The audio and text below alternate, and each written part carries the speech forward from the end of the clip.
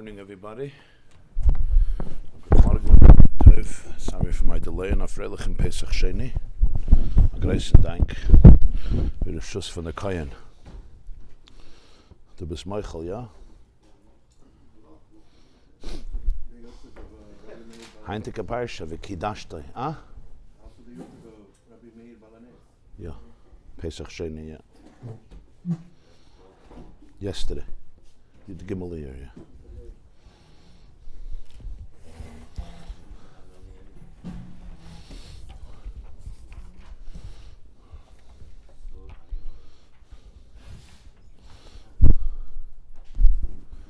Morning, welcome. Okay.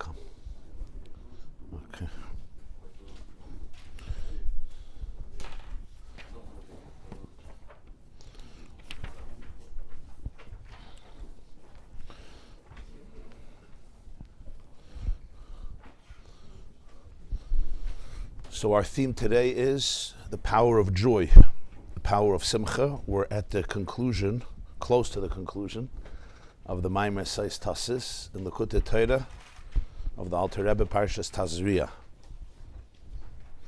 That is page 40. Page 40 in Likkutei Torah. On top it says Tazria. In the Hebrew it's Chaf, Daf Chaf, column 3.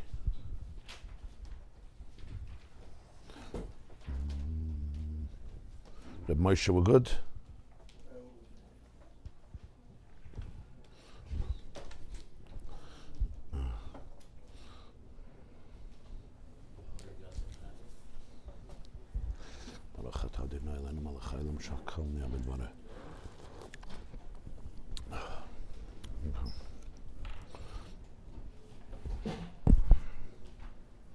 Beseder?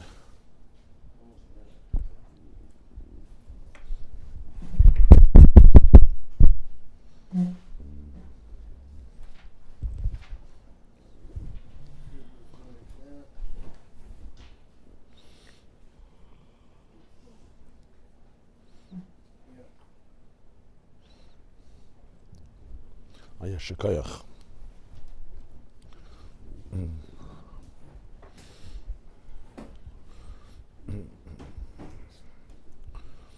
Okay, today's class and the classes this week are dedicated Le'elu Nishmas and Le'zecher Nishmas in the loving memory of Bernie Marcus, Ben Sion, Ben Elimelech Yosef, the founder of Home Depot and a major donor to Jewish causes, a great philanthropist, a great human being, an extraordinary Jew who passed away on the 4th of Cheshvan, 5785, November 4th, 2024. And this week of May is his birthday, so celebrating his life and his love and his humanness and his Jewishness and his amazing contributions to the Jewish people and to Jewish education, dedicated by Fred and Nancy Marcus. Tehei Nishmas Yitzruda B'tzar HaChaim, and may his special soul be a source of eternal love and light and empowerment and inspiration and enlightenment and expansive consciousness to his family, community, and all of the Jewish people and all of the world. And thank you so much for your friendship and your partnership and your dedication.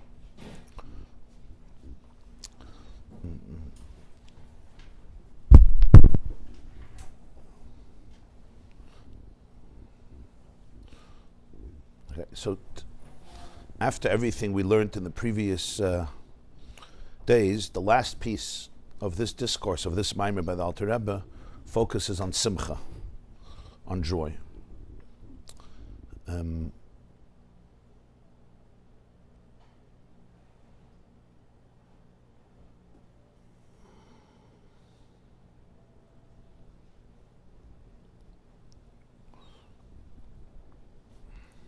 He began saying, this is what we learned last time on Friday, last Friday, that the Torah in Parshas Kisavai, in the famous section known as the Teichicha, the rebuke, speaks about all of the various penalties and warnings, and it concludes, Tachas, this is all because, Tachas, in lieu, because Asher lo Yevadatas Hashem Elokecha, B'simcha v'tuv leivav me'roiv kail. That you did not serve Hashem, your God, with joy and with gladness of heart, me'roiv kail, from all of the abundance that you had. And the question that the Balatanya, that Alter Rebbe asked was, that it sounds like from the verse that you served him. You just didn't serve him with joy. It doesn't say you didn't serve him. You served him. It seems like you didn't serve him b'simcha v'tuv leivav. So how could that be such a grave issue, such a serious issue, to the point that he says that now you'll serve your enemies. So he began to explain that in life, ain't tzaddik ba'aretz asher yasa tov v'lo yachta. Life is filled with mistakes. Life is filled with stumbling blocks. Life is filled with people.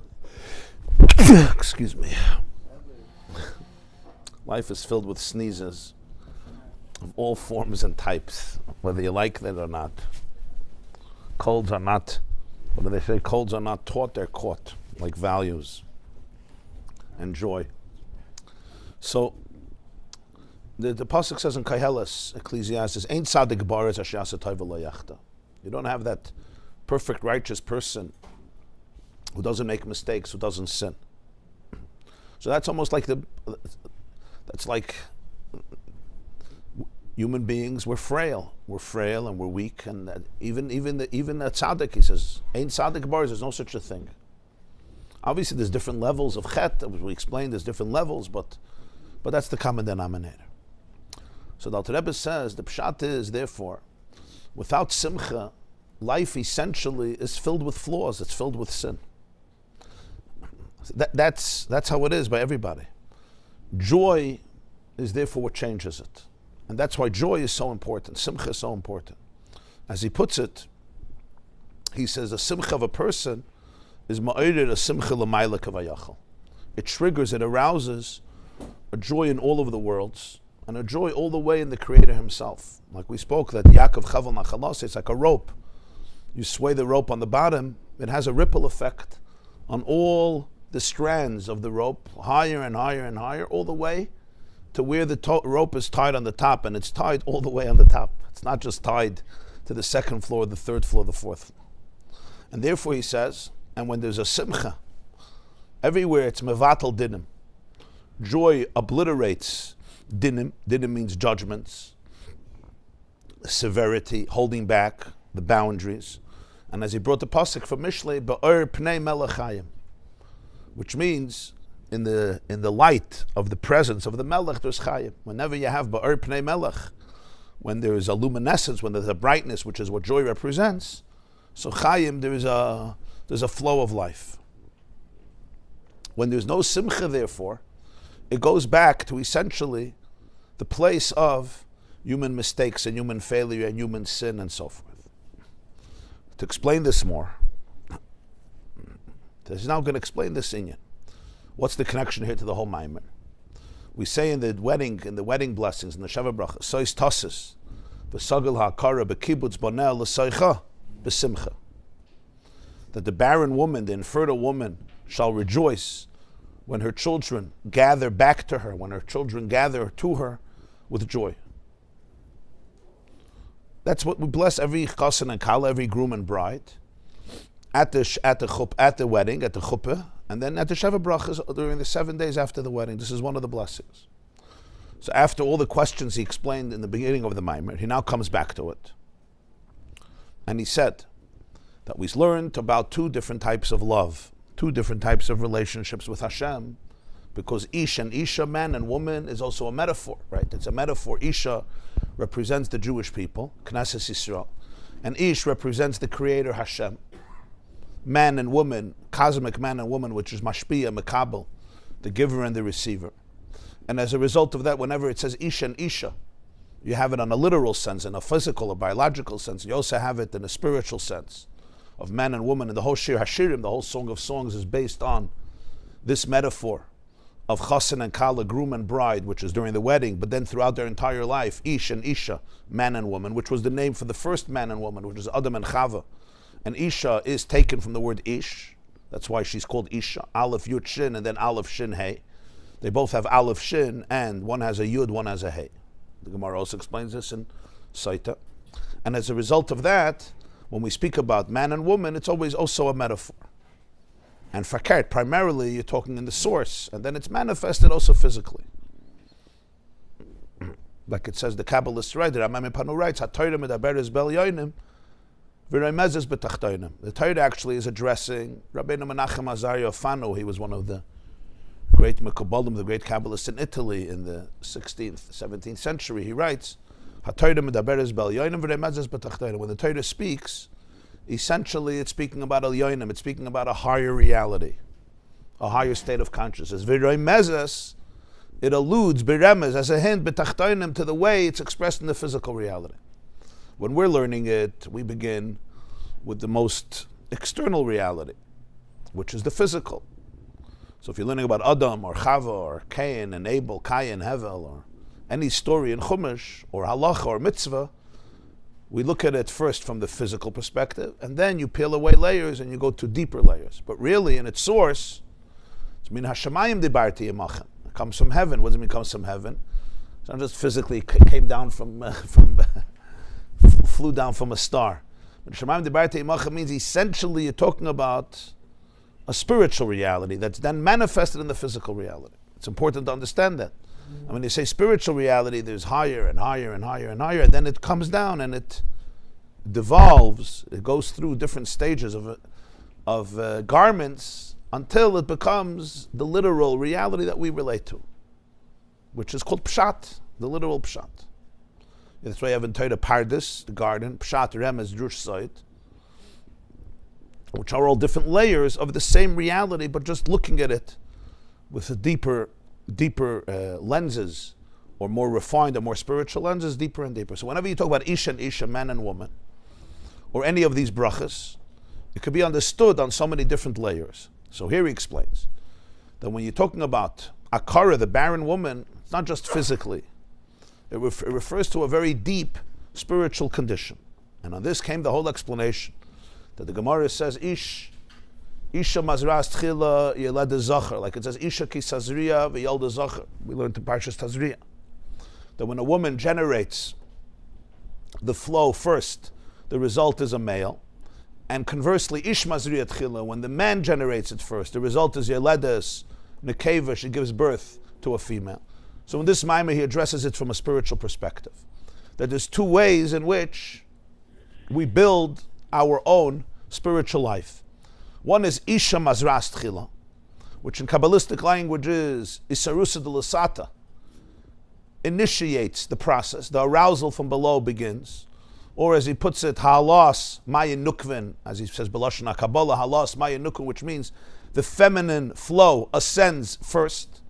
Man is Mayin Nukvin, which is feminine waters, Mayin Nukvin, feminine waters, which is a reference to the spiritual flow that is then resulted also in the physical flow. But it begins in the spiritual. Halas Mayin Nukvin means that the feminine waters ascend.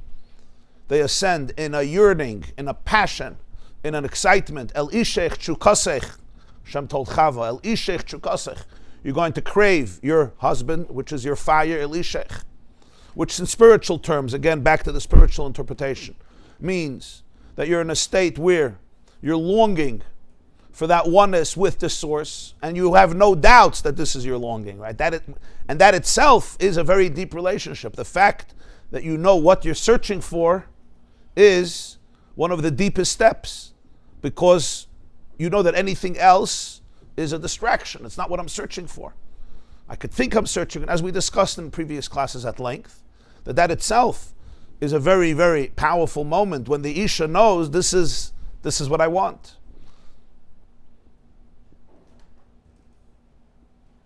And I can't get it through substitutes or through fakeness or through facades or through alternatives. I just want this unity, alishich shekasech. So this is halas mayin nukvin, and there's an excitement there, there's a thrill, there's a flow, there's a passion. Chukasech. Chukasech means craving, desire. That's called halas mayin nukvin. That creates a reciprocal response called hamshachas mayin duchrin, hamshachas mad, which Kabbalistically means the flow. Hamshacha, the flow. Hamshacha is a flow. In the laws of mikveh, we have something called hamshacha. It's nimshach. It's communicated, which is a flow. Yeah, so hemshech is used as a continuation. But that's what it means. What does it mean, a continuation? It means there's a source, and now you're continuing. Like say in stories, they'll say hemshech yava, right? The next chapter will come. That's a hemshech. Hemshech means you're continuing something.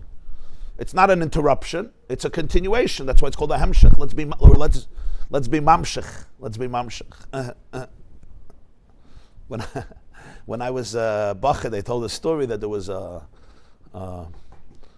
Lubavitcher bacher, and he was dating, and it was after a while, and he didn't know. He was confused if he should continue, if he should not continue. So you have to know Yiddish for this. So they said that he wrote a letter to the Rebbe, to the Lubavitcher Rebbe, and he wrote this whole story, and he said, "Soll ich mamshech sein weiter?" I don't know.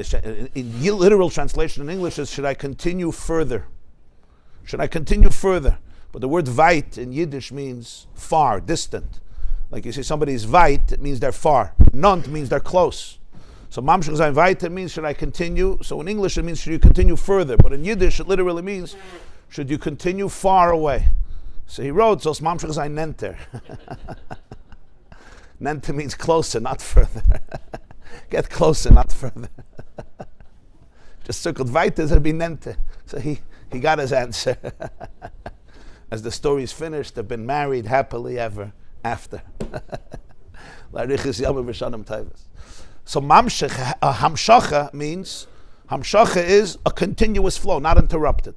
So hamshacha's mayin duchrin means that there's a flow that's not interrupted. It's a flow from the masculine in response to the feminine, which here we're referring to from Hashem to the soul, to the Jewish, to the human soul, to the Jewish soul. To the Jewish soul or to the human soul. But that's the flow of mad that comes to man. So that's Isha Mazras Tchila. The person hollowed out in themselves this openness, this yearning, this craving. El Ishech Shukasech. Saying, there's nothing I want. I don't want anything else. Nothing else. I don't want anything else. I want you. This is exactly what I need. This is what I crave. This is what I want. And there's a reason for it. As the Torah says in Bereshis, Ki Mei Ish. She's called an Isha, Ki Mei Ish Lokach, because she was taken from Ish. So therefore anything else won't ultimately be able to complement and satisfy the yearning. And that's what Chazal mean when it says that Adam, Ba Adam al Kol Chayim, Behema, Adam had a connection, however you understand it. It's hard to understand literally. The Maamar explains it doesn't mean literally, but it says that Adam had intimacy with every single animal and he was not satisfied. And finally when he met Chava, he said, Zoi sapam, etzem me'atzami, ubasam ipsari. Finally, I found the etzem, a bone from my bones, or a core from my core, etzem, my atzmius, flesh from my flesh. Al-Kain, that's why she's called Isha, because finally she is something that comes from Ish. So what does that mean? He had intimacy with every animal. I mean, what does that even mean? Every animal and every reptile and every behemoth and every chayim. It's a strange thing. So the Maharal of Prague explains that it means that Adam is connected. The person is connected to every animal. There's no part of nature that the human being doesn't find interest in and doesn't find interest in him. Because since the human being is the crown jewel of creation, and Adam is the Hiskalalus, the whole Bria, the whole cosmos is subsumed in Adam, so therefore there's a kinship between Adam and everything in the world. When you're looking at a reptile, at a fish, at a bird, at a mammal, at a beast, or any other phenomenon of nature, you're also looking at a piece of yourself. You're not just studying something outside of you. Physically, it's outside of you. But on a very deep energetic level, there's a connection between Adam and everything in the universe. Because he is like the microcosm that includes the world inside of him. So any nekuda of the universe, and certainly of the planet, is inside the Adam. Like one big ocean, exactly. Yeah, it says in Avos the Reb Nachum that the world is like a guf gadol, it's like a big organism, like a superorganism it's called. And the human being is a guf katan, is a small organism, but it's a microcosm of called macrocosm. So the macro is inside the micro. In one drop of water, and 1 cup of water, you have reflected the entire sun, even though the sun can't fit into a cup of water, or the moon. It's reflected there. So Adam has a connection with everything. But with Chava, he's like etzem me'atzami. This is it. But it's a different type. It's a different type of relationship. It's a relationship that's much more individuated. Adam can actually talk about Chava about his own internal life and dilemmas and struggles and journeys and so forth. They can even discuss what to eat. Huh? Right. So when it says al ishech chukasech, it means because Chava knows that everything else I'm connected to, but this is etzem atzami. This is where I'm taken from. This is what I'm looking for. That's isha mazras tchila. So then he said Yeled Zachar. What's Yeled Zachar? Yeled Zachar is a very, very deep form of love, which is called Zachar in the sense that it's extremely firm, it's extremely strong and unswaying. And that's what he calls Avarabba. And that's the love that we've been discussing in the Maamar throughout. Mili bashamayim ve'imcha lechafatzti ba'aretz. That even that which is imcha, that which is with you, I don't want. I want only you yourself. And that's an extremely, extremely deep space. As he explained, that imcha refers to the whole divine bliss that is experienced in Gan Eden. But over there, it's a ziv, it's a ray of the Shekhinah, and therefore it can be absorbed by the person. So a person is searching for the ultimate fulfillment, which is spiritual bliss, which is divine energy. But that search is defined by the fact that I want something that I will be able to experience and it will fill me. And that's a very, very deep, deep spiritual awakening. First of all, you know what you want, and you're searching for that and that only, and you're open to it. Avarabba is, no, I don't want the ray, I want you yourself. Lishtava begufa the malka. To be absorbed, yeah. Because ultimately in the first one is Yesh Misha'ayev. It's a ray, and therefore I can exist. What do we mean I? Not I as a separate I, as an egoic I, but I as a channel, as I as a conduit, I as someone who can absorb spiritual energy in a way that my vessels will be able to contain them, which is why it's only a ray, because it has to be absorbed in the capacity inside the containers, inside the kalim of the human being. And that's essentially what we mean when we speak about Gan Eden, paradise, Olam Haba. But as the Gemara says, the whole Gan Eden, the whole Olam Haba is a yud, the yud nivra, it's a nekuda, it's like a ray. What he calls here pras, it's a fragment. I don't want the pras. Mili bashamayim ve'imcha lechafatzti bar, it's even imcha I don't want. I want you, what he calls bittul b'metzias, kener b'toicha avuka. It's like the flame inside the torch, or like the tipa, like the drop of water, b'toicha okeanos, inside the ocean where it's a completely one, and there's nothing outside of the Ein Sof, nothing outside of the infinity. And that's the Avarab. And even though it sounds like a paradox, because if you're saying I love and I want, so that means basically I'm searching to enhance the I. That's what every love is. I want something more. It's always about, I realize that the way my I is present, any desire in the world is what? You want to upgrade your I to a much more fulfilled position. I want this relationship. I want this job. I want this connection. I want to fulfill this goal. That's the very word love or desire is preceded by an I. Ani ohev, ani rotzeh, ich will. I want, I love. I love you. I want you. So you would think if you're talking about Ava, by definition, you're talking about a love on my terms. One in which my I will feel much better about itself from a good, not in a negative way. Sometimes it's just selfish and I want to use you, I want to exploit you, I don't even want you, right? The Alter Rebbe says here we're talking about somebody who el ishech chukasech. You know who you really are, and you know that the ultimate and the ultimate deepest self is connection with Hashem, and that's why it's avas Hashem. It's not called avas atzmai. We're not talking about a corrupt version of the self which wants to use others.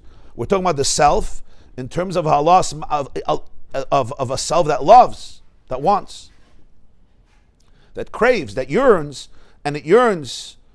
Who doesn't want that ultimate bliss, that ultimate light, that ultimate fulfillment that fills it? You sit and you bask in the radiance of the Shekhinah. Still we're calling it Avazuta. Yeah. Small love. Now, again, I always say when the Alter Rebbe says Avazuta, It's pretty Rabbi, it's pretty big. It's very, very profound. He means relative to the Ava Rabba, it's called Avazut. Al-Manas L'Kabel Pras. Al-Manas L'Kabel Pras, serving God for a prize, this doesn't mean that you're looking for a prize. There's a Maamar from the Likkutei Rebbe that explains this Maamar from the Alter Rebbe. The Likkutei Rebbe was the Alter Rebbe's son. So he said over this Maamar, but with more explanations. So on this piece he says, Al-Manas L'Kabel Pras, he says, because if you're serving Hashem just for reward, it's b'chlal not avodas Hashem. You're serving yourself. If you're serving God for a reward, you're b'chlal not serving it. Yeah. If I work for a boss because he gives me a good paycheck, I want money. The moment he stops paying me, I'm done. I'm not interested in working for you. So we say avodas Hashem, serving, not serving God. You want Olam Hazeh, you want Olam Haba, you want the reward. It happens to be that God is the vending machine who has the resources. So you got to put in money. I get it. Coming to a restaurant, I'm not trying to serve the owner of the restaurant. I want to eat. That's it. It happens to be that he got the food and I got the money. So I give you the food, I give you the money, you give me the food. So if that's avodas Hashem, what's the avodas Hashem? I'm just looking for the benefits of it. So whenever you talk about avodas Hashem for schar, it says not avodas Hashem. So when it says don't serve God al manas l'kabel pras, the Alter Rebbe didn't explain it. Don't serve him to get a prize. That's not avodas Hashem. That's something else. You're looking for something. It happens to be that you believe that this guy has the merchandise. So you got to do what you got to do.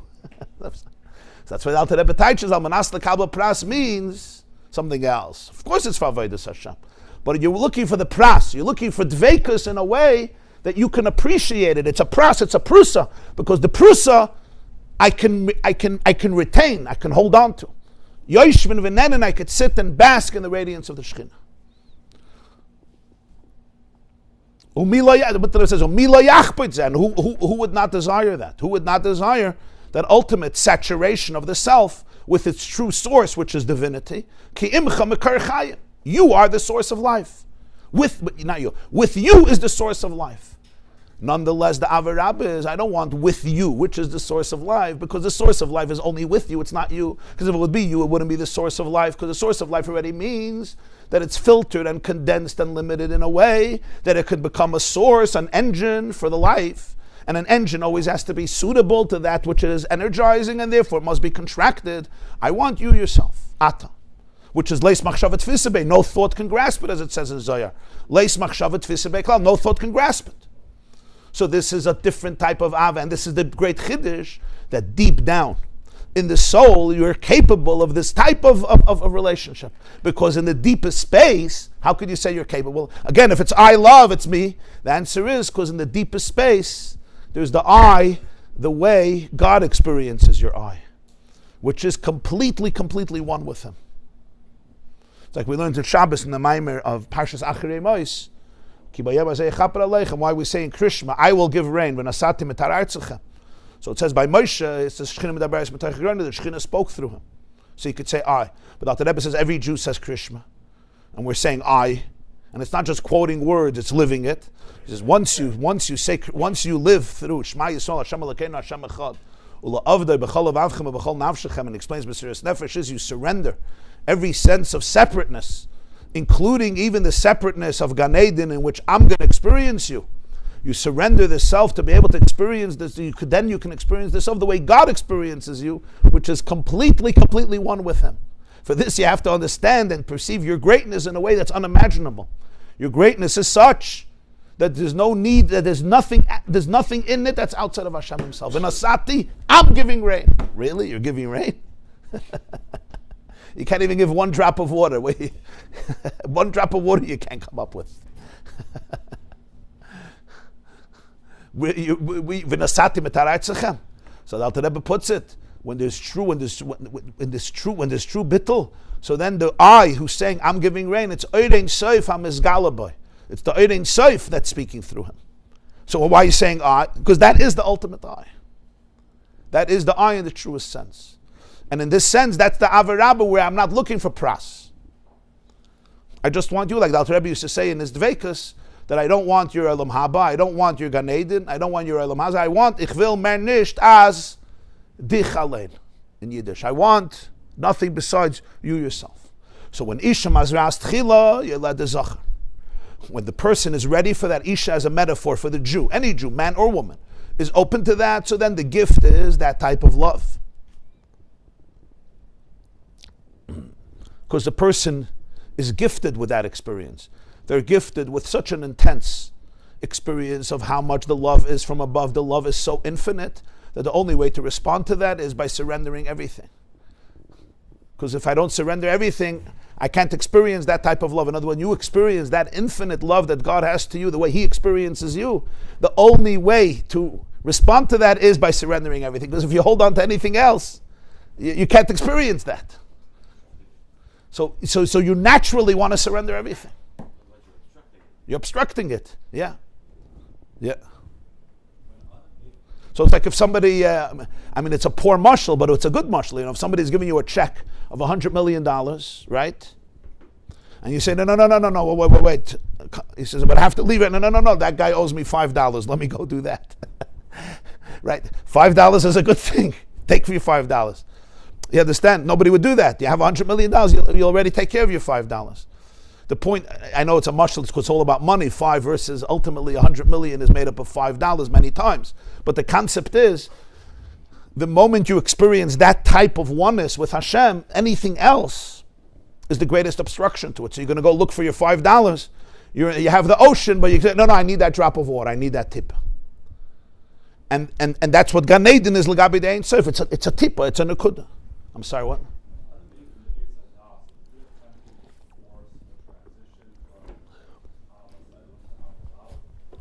What do you mean?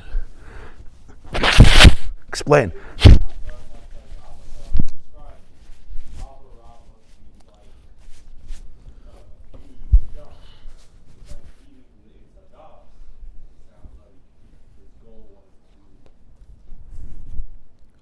I don't know. By the way, the word here is not avas olam. He uses avazuta. Just other Maamarim he discusses avas olam, Alter Rebbe. Here it's Alter Rebbe versus avazuta. Zuta means less mature, less evolved. Rabba means great, grand. Just a little correction. No, halas maya nukvin means when the Iyar starts from the person.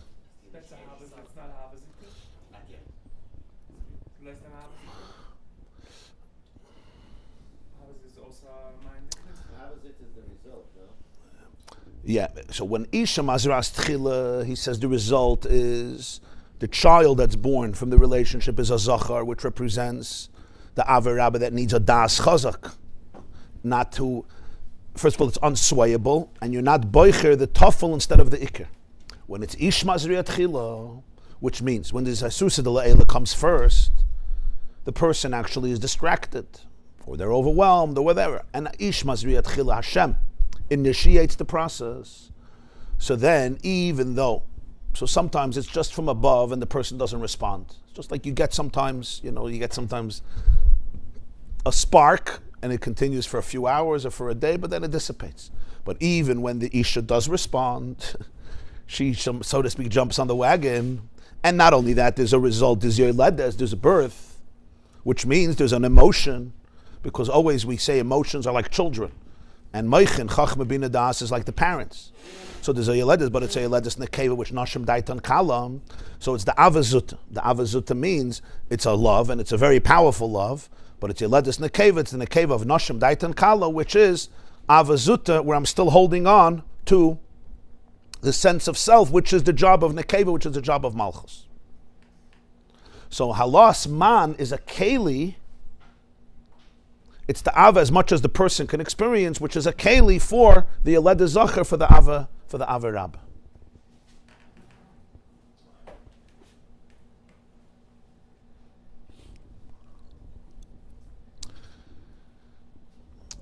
It's faket. Halas Man, just to clarify, is not the Avazuta. It's the person opened up to the relationship. But Mela, they can be open to the Ava Rabbi. True, to experience the Alter Rebbe, it's a gift. You need the Ish coming after the Isha Mazras Tchila. But the reason it's Yeled Zachar is because the person is open for that type of relationship. Huh? Because it was Saris Lasata. So you're completely open to it. Your heart is open to it. So in Mela, it could get filled. You have to be open for the Avarab. Right. You're open for the Avarab. Emes, to be able to experience the Avarab, the Mili Bashamayim. Right. It's just like the baby. You need the male. It's not just the feminine. You need the shidduch, the connection. So in this case, the Sarusal Eila comes from after the Sarusal Lasata. But since it comes after the Sarusal Lasata, it's landing in a different place and it's landing in a different way. Because the person on their own already surrendered everything. So they could now experience the love that God actually has for them. Like, oh wow. They're ready for it. Elishech Chukasech. Elishech Chukasech means you're focused, the herst, you're open. So when the hashpah comes in, Shadavutz again, with somebody there. And they're ready to hear everything. The first one, it's almost like caught you in the middle of, your middle of breakfast. I don't mean you can eat breakfast, gesundheit. But in the second one, Ish Mazriyat Chila, it's like, sorry, okay. I was on my phone. Yeah, what do you need? Oh, you excited about me? Okay. So they're ready to experience it in a much more limited way, because it depends where they are. It always depends where you are. You can have all the hashpah in the world, you can have the deepest, but if I'm not there, it doesn't land inside of me.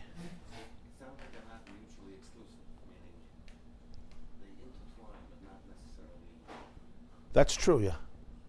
You understand the Indian? Sure. Yeah. So the result of Isha Mazriat Tchila is Yelad Zacha. The result of Isha Mazriat Tchila is also Yeladus. There's a Leda. But it's a B'chin of Nekeva. What's the B'chin of Nekeva? It's the Ava where the person experiences it on their terms. Which again is huge. You're talking about Gan Eden. Yoshvim v'nenin miziv hashchina. But v'nenin miziv hashchina.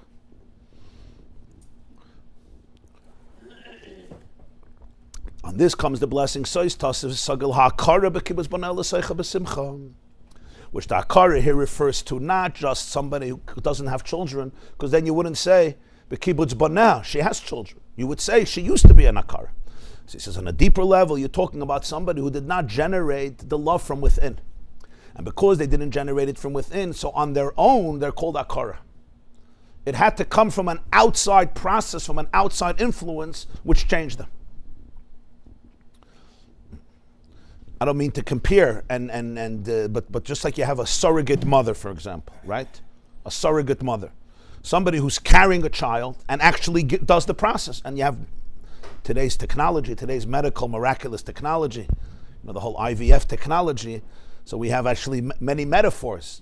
The woman is giving birth, but the question is, what had to be given as a gift in order to make that happen? So that's biologically. But if you talk about spiritually, he says the concept of akara doesn't mean she's an akara, there's no birth. But he says when ish mazriyat chila, spiritually speaking, it's called akara because it didn't come from me. It didn't start with Isusid Lasata. So relatively speaking, the person is called akara in the sense that mitzad their own avoida, I didn't initiate it. It had to be given to me. It had to be gifted to me, which is not in a negative sense. It's just a different space. And that's what we mean ish mazriyat chila, and you led us nekeva. On this we say Sos Tasis v'sagal akara. The akara is going to rejoice b'kibbutz banah, and banah means sons, zachar, l'taycha, because the union of simcha. There's a new thing called simcha. And this is the last nekuda of the Maamar. What's the union of simcha? Simcha changes the whole equation that the Maamar spoke about. For this you have to know, what is the simcha that we're talking about? Now everything we spoke about is alts gut and fine, until you bring in the concept of simcha, the reality of simcha. Once there's an union of simcha, even when you're talking about the akara of ish mazriyat chila, and therefore doesn't relate to her on her own, so she's called akara, still the kibbutz banah, yalai de zachar, because of an union of simcha.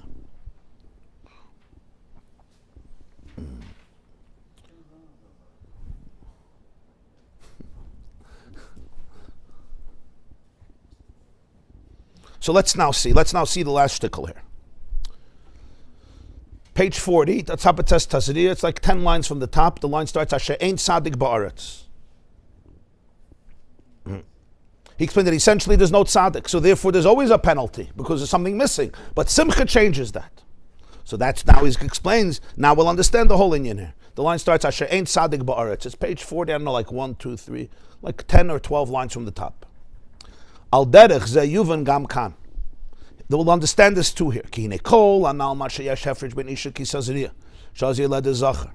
Ubenish mazriya tchila sheni led salana keva. Everything we explained about the difference between the isha beginning the process, really being a vessel for it, and the isha not beginning the process. It's the ish beginning the process, Hashem beginning the process. And the result of that is that she's yeledis nekeva zeu davka kasherin seif baruch hu nimshach b'derech v'seder adrogas ha'ishtalshlos. This is only when the light of Ein Sof is communicated, it's flowing through the system of ishtalshlos. The system of ishtalshlos means the whole system of the chain, the very intricate chain, ishtalshlos, from the highest world to the lowest world through which the light travels in the system, in the structure that Hashem made. Shalpi maimer kava midah. This is based on the kava midah, on the utterance of the kava midah. Kava midah is in Kabbalah, it's called the measuring stick. The kav is like the line, hamida of measurement, which allows and allocates the right amount of energy to every world according to its keli, according to its capacity. It's responsible for the unique chemistry and composition of every single reality from the highest spaces to the lowest space. That's called Maimer Kava Midah. Shekachi Amida. This is the midah. This is the measurement. This is the appropriate structure. Like we say, midah keneged midah, right? She'im isha mazras tchila v'achsher dari. That if the isha creates the flow, v'achsher dari is an expression, and the generations are kosher, meaning the generation is worthy, whether it's collectively or individually, but it's Isha Mazras Tchila, she's open to it, so the Achshar Dari, the generation, is in an elevated, expansive state. Sheyesh Yisarus Lasata. There's a Yisarus Malmata.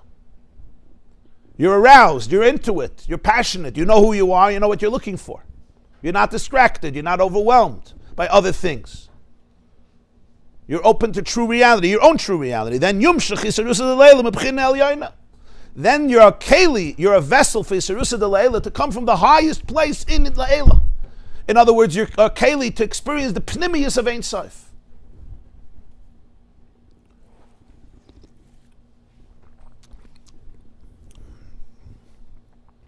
You know, sometimes you'll see, even in your own family, let's say your child is about to say something, which for the child may be a top secret.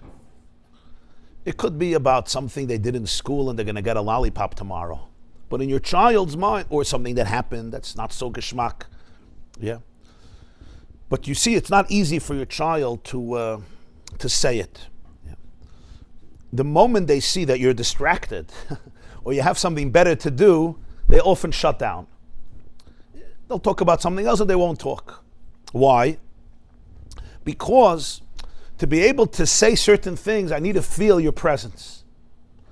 And the real reason for the pneumistic reason for it is, what they're really, really communicating is that I want your connection. It's like a bid for connection. The moment you're not fully connected, the moment you think I'm trying to give you information, so you're not getting the core. You think I'm trying to give you information. If I'm trying to give you information, you could be on your phone and here, what's the big deal? But the truth is, I'm not trying to give you information. I'm trying to tell you how connected I am to you. So if you're doing something else, you're telling me, no, I'm not connected to you. I'm not interested in this connection. Okay, so then so we're not so connected. It's just a shtickle mushal here. Yeah. What's pshat? He says there's a Sarusa de Leila from the Pnimius and from Chitzonius, and all of them depends on the person. If you're open to it, yeah. So now you're capable of getting it. What are you capable of getting it is? God telling you, by the way, the only thing I'm interested is you. That's called Pnimius Ein Sof. I could share with you me, because you're here.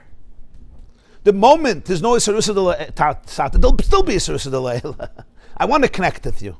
But what you're capable of hearing is that I'm connecting with you in order to be able to give you something that you like. I want to give you a candy. That's from the Chitzonius of Ein Sof. So Mela, the Ava that a person experiences is a connection, but it's a connection that's much more limited. They're not experiencing the connection from the full experience of Ein Sof. Not because he doesn't want to, because you're not ready for that. You have a relationship, it takes two to tangle. A connection on the deepest level means a connection with your essence and my essence. If your essence is not here, you'll never be able to experience the essence, not because he doesn't want to give it. He may want to give it, but it takes two to tangle. You have to be able to have somebody to experience it. You understand what I'm saying? So that's what he's saying. When you have Achshar Dari and Isarusa Lasata, so the Isarusa Leila that comes is Mibchina El Yoina.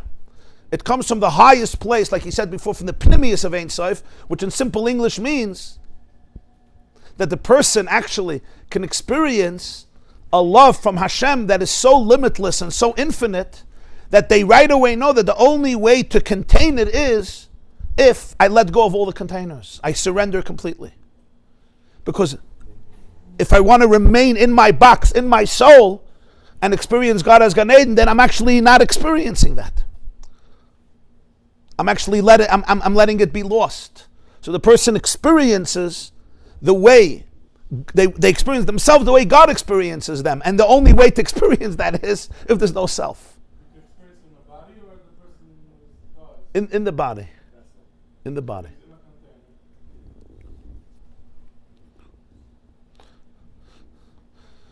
He's in a container, but the container is also experienced as God experiences it. The container ultimately is not a contradiction if it's not a contradiction.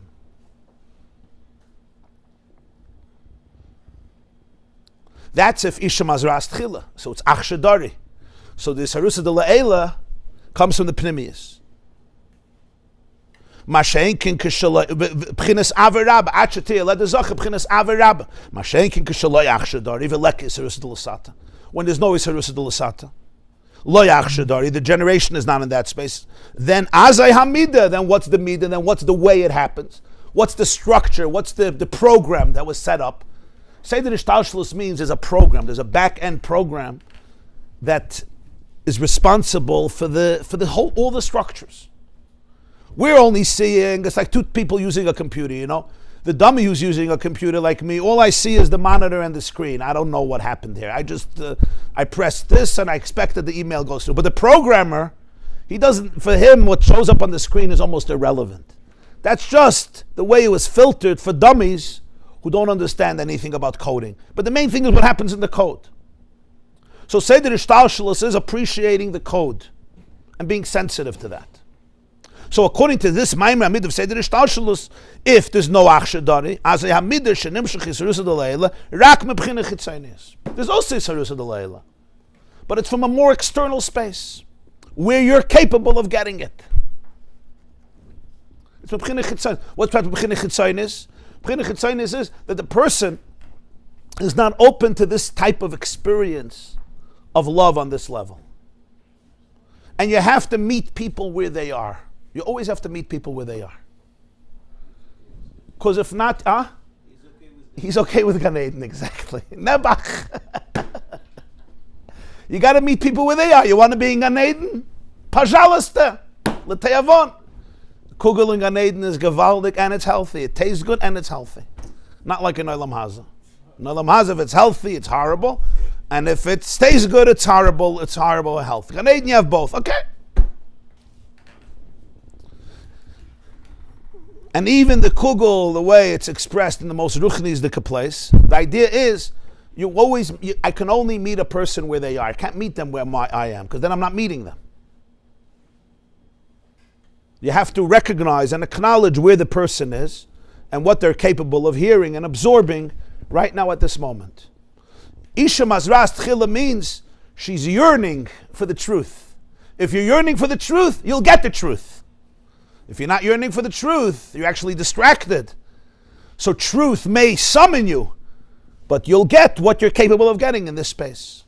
That means it's Arusa de La'ela. When it comes after Arusa de Lasata, it's from Pnimius. When it comes without Arusa de Lasata, it's from Chitzonius. Not because I'm trying to be selfish, or I'm not going to give you the real secrets. Because the real secrets will fall flat. You're just not there. You're not capable of it.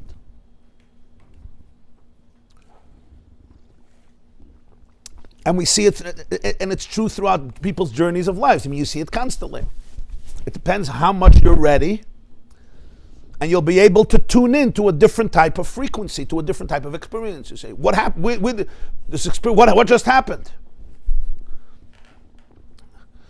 Nothing just happened. You're ready. He was waiting. Now you're ready. So we're here. We're good.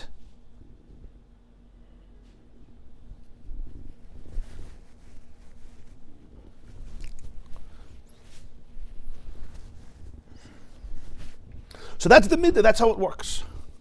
So Isha Mazriat Tchila Yeleda Zachar. Ish Mazriat Tchila, which means it's Harusa Dila Eila. There's also Yeledas. It's a Gevaldike Yeledas. It's going to be Avazut.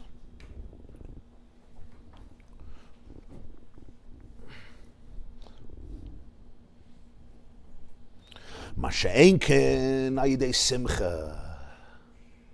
This is when we're dealing with structures. We're dealing with a system. Simcha upends everything. In simple English, Simcha destroys the whole system. Simcha is like the guy who comes in and erases the program and redoes everything. Yeah, a troublemaker. Yeah. Oh, I thought you said trouble. The simcha of the person, as we said, is ma'ored. It arouses, it triggers simcha on every level, because the person is the interlacing link, like that rope, chevel nachalasa, between heaven and earth. So it creates simcha on every level, all the way simcha al yoina, the divine joy, the godly joy. Simcha goydem hagilui. Simcha generates a revelation, an explosion of revelation. V'hu sha'er ba v'nimshach me'atzmos hamatzil b'tois v'ilui rav shaloi gederech v'seder ha'adraga. It causes the light to come from the essence of the matzil. Matzil is the emanator, the one who emanates the light. Atzilus comes from the ma'atzil. So matzil is the one who's, it says, V'atzalti min haruach asher alech, Hashem tells Moshe and Ba'aloischa, I will emanate from the spirit that's on you and put it on the 70 elders. So they are like a continuation of the energy of Moshe that's manifested in the 70 elders, and they would help him leading the people. So that's where the word atzilus comes from. So the matzil is the one who emanates. So the matzil is the one who's responsible for every emanation. It's like the source from every transmission of divine energy comes from the matzil.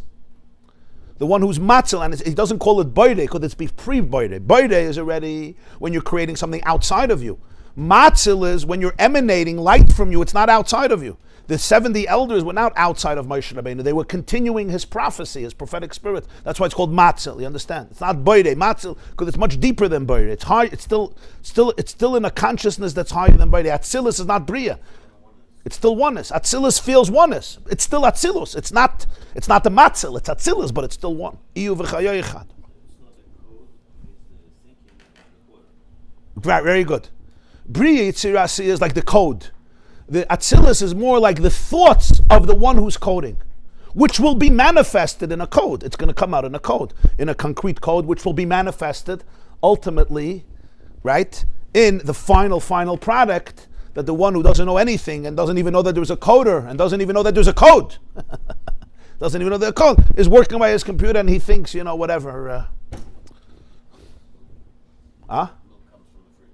Yeah. The milk comes from the fridge.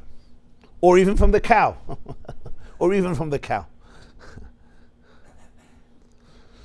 Yeah, so Bri Yitzirasi is like it's like a concrete code. That itself, you have a spiritual code, you have the physical, you have the manifestation of it. But Atzilus is still the way, it's in the thought, very good. The thought of the coder. But it's already thoughts.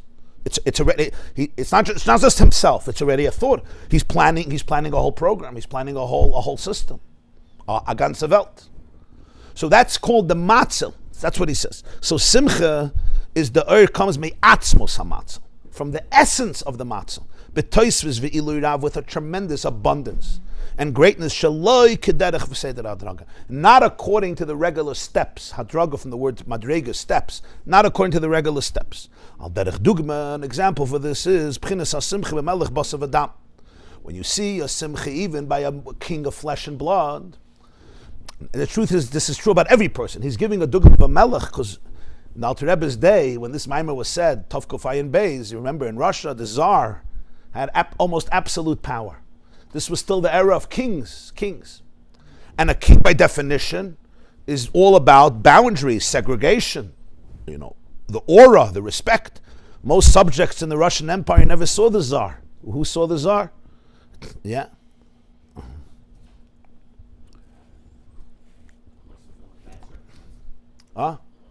Yeah.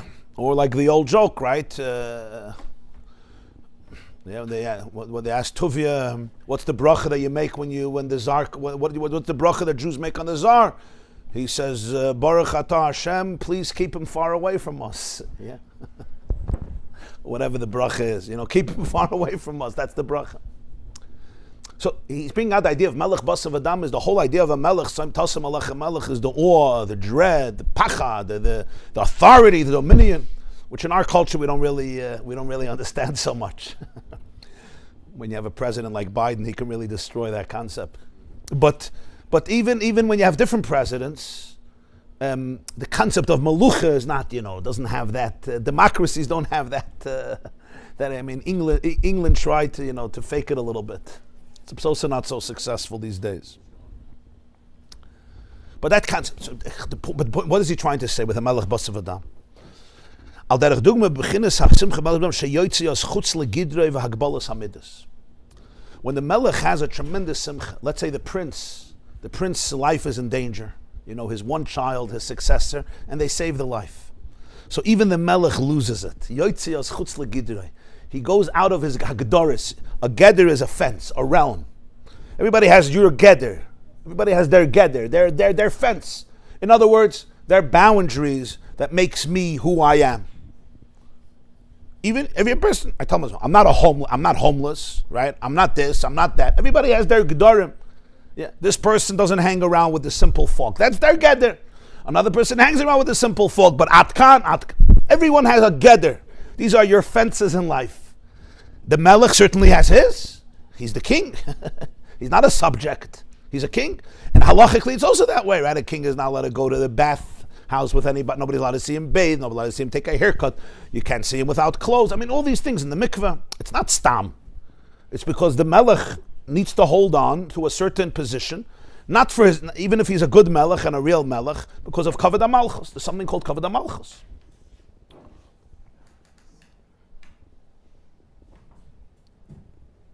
But nonetheless, there comes a moment of crazy, insane joy. What happens to the Melech? Yotzi chutz legidrei. He goes out of his gedorim. V'hagbalas hamidus. He goes out of the limitations of his dispositions. Midah comes in the word measurement. Everyone has a size. This is how you size up a person. He also has his midas. A midah. Your shirt has a midah. Your jacket has a midah. Your hat has a midah. Everything has a midah. And your emotions and dispositions also have midas. These are people are predictable to some form. And if they're not predictable, that itself is predictable, that they're not predictable. But it's predictable. Predictably unpredictable. That's part of a shtick to be too. It's Hagbalas Hamidus. He says, when there comes a tremendous moment of simcha, he goes out of that. Where do you see it? You see it at the same level of revelation that he has to a gadol, to the greatest of the great, he can have to a katan, to the smallest of children, b'shava mamish, with the same love and with the same passion. All the regular definitions, sepasnisht, was geht man zugen, even was geh ich sagen. That's all gone. It's out of the window. Because that's all. Why? Not necessarily because he was selfish, because he was arrogant. We're talking about even a normal person. Because a different level comes out. The atzmius comes out. And in a paradoxical way, when the etzim comes out, all the rules are thrown out the window. The katan, the child, has the same value and captures him in the same way like the gadol. Al pi cheshbon. This is a gadol. This is a great person, right? This is a great president of another country. You need these relationships. Of course, you spend time with him. It is a katan in years or katan in knowledge. It's the valueless. That's all a cheshbon when you're in the world of cheshbon. There comes up a space, an inner core, which simcha brings out, and suddenly the same interest, the same passion with the gadol mamish, he has it with the katan. That's where you see the core came out. And the only thing that does that is simcha. Brokenness doesn't do that. Brokenness also humbles people. It humbles people, but it doesn't break down all the Gdarim. The Melech may be very private and very melancholy and very introspective, but to break down all the Gdarim, to be able to connect intimately and in such a deep way with the Katan, Kamayla Gadol, the smallest, like the greatest, this is what Simcha does. Kamoyken Lamayla Mamash. This is a mashal, exactly the same thing happens on all levels of reality, and even Lamayla Mamash, the highest place, Mamash, which means by the Creator Himself. Is Galu Simcha Elyoina.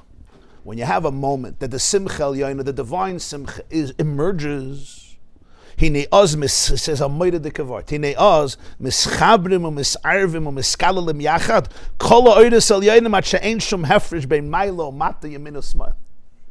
What happens is the whole Seder Ishtalshlus goes down the drain. The whole Seder Ishtalshlus means there's a system. There's higher, there's lower, there's right, there's left. Everything. What happens is a mishmash. What happens? Mischabrim and misarvim. So it's like suddenly the melech is like a simple guy at Reitzach Tzivishon Kinder. He's in the sandbox with the kids and actually having fun. the guy, what happened to you? You went Meshuggah? He's happy. He's really happy. He's actually having fun. He's in the sandbox with a bunch of kids. And that's what Michal Bas Shaul didn't understand about her husband David. There's the story, we spoke about this, the story in the Navi, in Shmuel.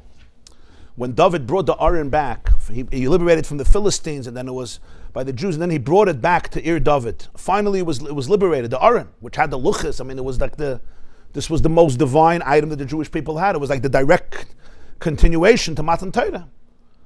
It was the Aron that Moshe built with Betzalel and had the luchas inside the Aron.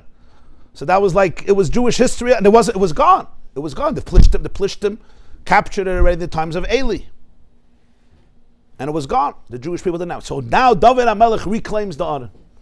So his simcha went completely beyond structure. And the Tanakh says, V'David, the Haftarah of Parshas Shmini we just had, V'David mefazes u'mecharker b'chol oiz lifnei Hashem. Mefazes and mecharker, the Mefarshim say is, he was jumping, he was doing somersaults. He lost himself. Some say he was whistling. He was just dancing, but with uninhibited. He wasn't himself like dancing, one of these, very choreographed, intricate dances, which is like a form of, athletic sports. But it's only for the Gedolim. You don't let simple people, those chasana dances. If you're not trained, don't get close. He lost it. And his wife was standing by the window, and she was looking at him, and she sees this. And the Tanakh says one word, and she was humiliated by him in her heart. V'ativiz loy beliba, in her heart. She didn't say anything till he came home. But beliba, in her heart, she was like, wow, what an embarrassment. And when he came home, she gave him a Misha Berach. Somebody else who would say this to the king, I don't know what would be the result, but the wife was the Alter Rebbe, and she was a daughter of Shaul HaMelech, so she was no Katla Kanya. And she told David HaMelech exactly what she thinks. And she basically compared him to one of the rags, literally. Like one of the maidservants who's pussed, like he was a pustyak. I never knew my husband could behave in such a denigrating, degraded fashion. And this is the Melech Yisrael. This is the king of the Jewish people. And you're taking back the Aron. And this is how you behave. And basically she's telling him, you don't deserve to be a king. You're basically Echad Harekim. You're like one of the empty people. This is how they behave. Completely uncontrolled. Frivolous people. No self-respect. No decorum. You're a melech. And she tells us to them, yeah. And what does David answer her? David says, Hashem chose me from your father to be the Melech Yisrael. I was doing it lefnei Hashem, and believe me, if I had an opportunity, I would denigrate myself much more. This wasn't even enough. I would do it much more. And the maids that you're talking about, that I'm like, actually, imam ikaveda. It's with them that I have respect. It's they who respect me. That's what he answers. So the question is, why does he have to give her this shtech? God chose me over your father. It's like, boom. You embarrass me, I'll embarrass. Why talking about her? What do you have to? She knows that her father didn't end up being the melech. The pshat is, the Rebbe explained once, he wasn't trying to shtech his wife. He was trying to explain to his wife the difference of Shaul HaMelech and David HaMelech. By David, the malchus came with absolute bittul. And that's why when he made a mistake with Bathsheba, the first thing he said, Chatasi. Shaul HaMelech was a great, great man. But in a moment of truth, ultimately he didn't listen. Yeah. Moedim anachnu lach. So David HaMelech was saying, you don't understand. I know what decorum is. I know what it means to be a king. David knew what it means to be a king. But now when I'm standing before God, now when I brought back the whole Seder Shtalshlus is gone. There's no melech and there's no the maid and the melech is exactly the same thing. That means he never forgot atzmus. One of the hardest things in life is, everybody has a position in life, but when you start taking your position too seriously, and you don't realize it's a position, it's not the essence, now you lose it. Because you're not connected. You fall out of the oneness, exactly. A melech has to be a melech. Melech is not supposed to go to the mikveh and hang out and talk rechilus. New politics, while, eating sunflower seeds in the Schwitz. It's not for a melech to do. Huh? What? Yeah. Sometimes a person could learn and still I'm in a position. And in many ways it's the right thing. A father's a father. A father's not a child. A father's not supposed to be a 2-year-old child. And chap the ice cream with the other kids. It's happened sometimes. You ever see? They bring the hot dogs to the chasana, right? And the mechatanim are packing together with all the kids. You don't know who's the kid and who's the mechatan. Huh? It's much better food. The hot dogs are much better than the main course, always. Everybody who just wants the chicken nuggets.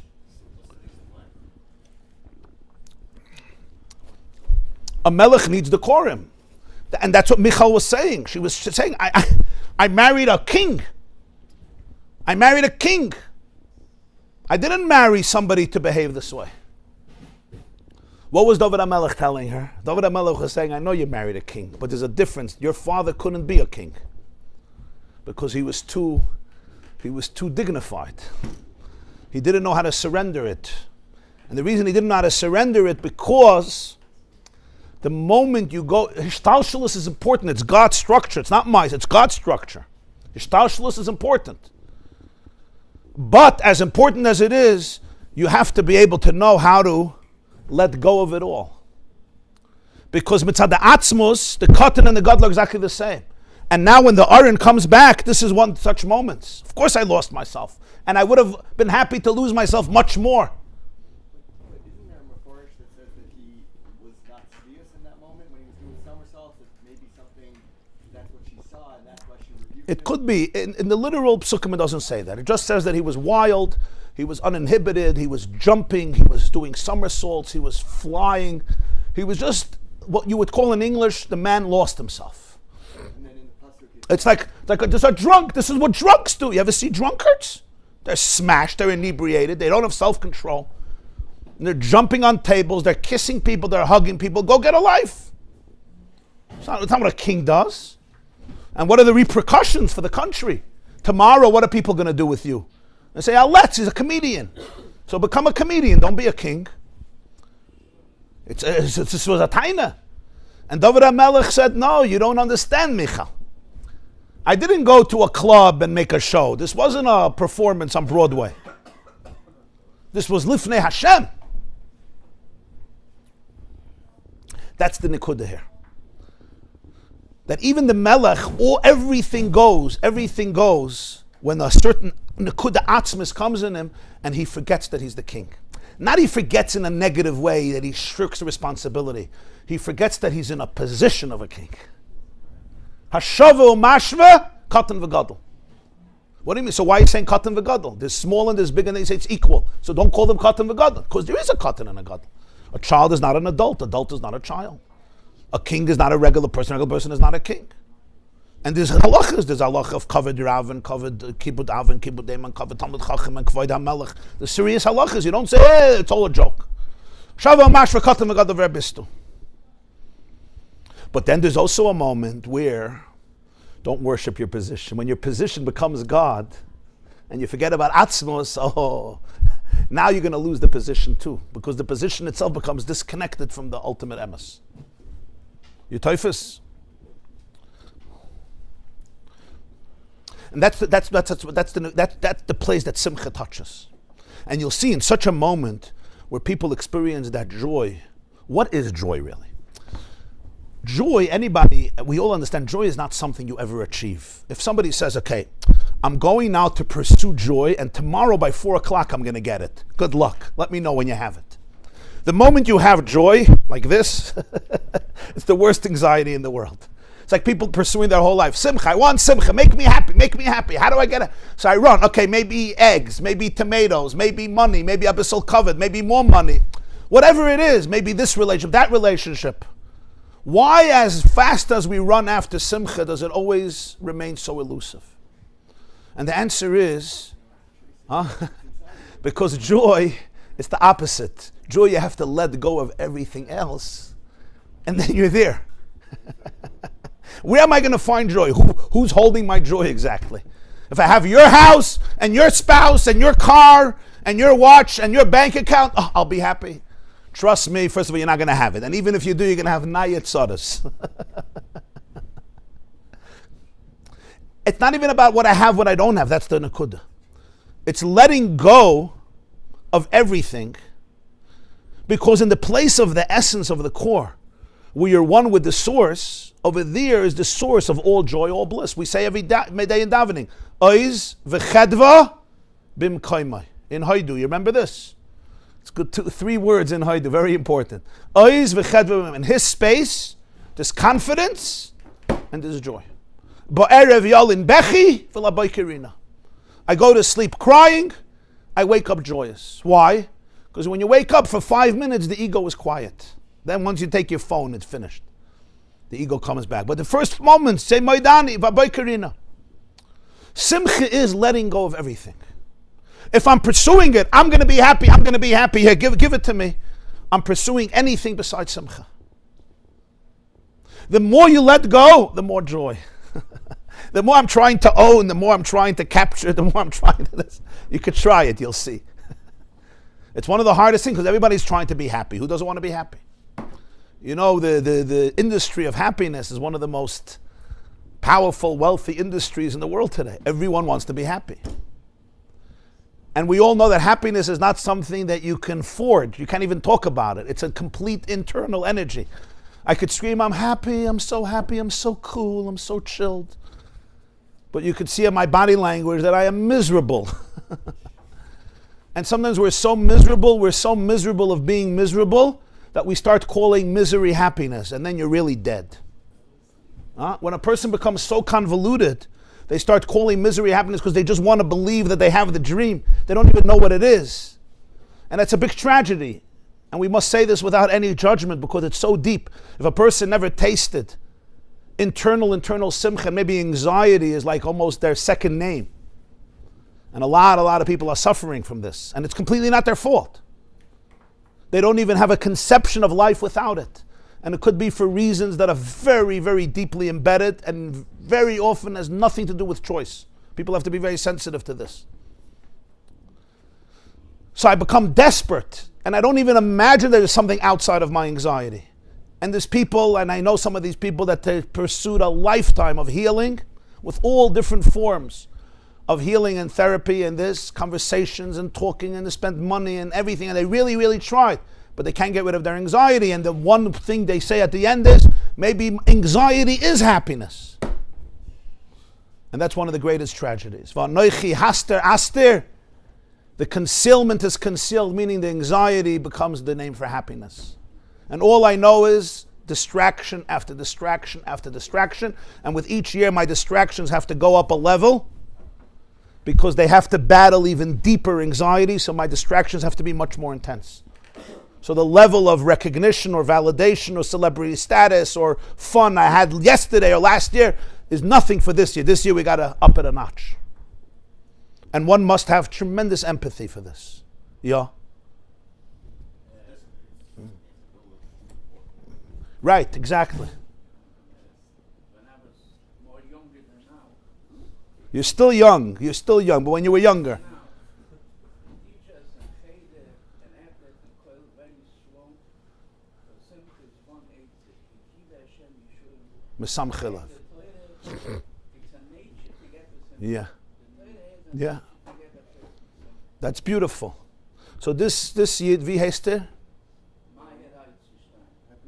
Reb Meir, which means light. And Pesach Sheni is the yahrzeit of Reb Meir, Balanes. Schutza Yagan Aleinu, especially for all the mayors in the world. Is telling us that when he was in Cheder, they taught him that there's one way to be happy. Pikudei Hashem Yesharim Mesamche Leif. Teiris Hashem Tamima Meshivas Nafesh. Learn Torah, do mitzvahs, and that brings happiness. And that's beautiful, and it's true. And I'm going to add something. And that is that there's a lot of people that learn a lot of Torah and have done a lot of mitzvahs, but suffer from a lot of anxiety. And we have to be empathetic to that. And I could tell them, and people have told them, and they tell it to themselves, I'm not learning enough Torah. So now they have anxiety from the fact that they're guilty for their anxiety. So they actually learn more. And somehow their anxiety does not go away. And they do more mitzvahs. So now they're told themselves, I'm not doing enough. So now they do more mitzvahs and more Torah. Not everybody, I'm talking about some people. And they have even more anxiety. And now they have even more anxiety from the fact that they're doing everything right, and they still have anxiety, which means somehow that there's such a negativity and evil inside of them that's not allowing them to have simcha when all the sources say that you're supposed to be happy. That means I am a loser beyond what anybody would have ever imagined. And now you understand how much anxiety they have now. I had 2 things on this. Okay. Only 2, okay. First thing, we had I come from New Square, but I don't mean New Square. Yeah, this is everywhere, don't worry. No, nobody has a monopoly. We have there a person, Mamash Abnei Adam Bal Madragi. Bal Madragi, he's not alive anymore. We used to talk with him Yeah. I asked him one, how do you get to Simcha? You know what his answer was? Simcha is a madrege from tzaddik. Our work is to be zufrieden. How do you say zufrieden in English? Content. Zufrieden. Let's just be content. Don't jump to Simcha. Don't jump to joy. It's a madrege from tzaddik. Yeah, I hear you. Also, I heard from once from Google that all the aces that it says, like to learn and to make you happy, it's not like a vending machine. You put in the value, it comes out. You do it, you believe it works, and you forget about the results. Just keep on doing it. Another thing. So you're saying somebody said, don't feel if it works, just continue doing it. You learn a block a day, and But what about debilitating anxiety inside somebody? They're not trying to feel it, but they feel it. So it's just like this dip, like this monster inside of them that's really creating misery. Different solution for that, they need a jet ski. Jet ski. That solves the problem. So he says a little jet skiing, go into the ocean, take a boat with Nehemiah, and you're not sad on the boat. Especially if you're going fast, and you flip it noch, and you go into the water, so you get nach mikveh euch.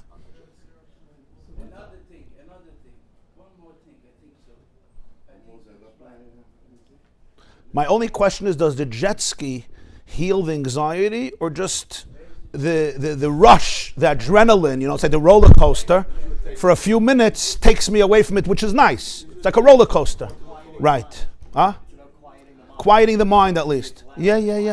It's a lot. And also nature, sometimes you're in nature. So these are all beautiful things. But here we're trying to touch the core of everything. Yeah.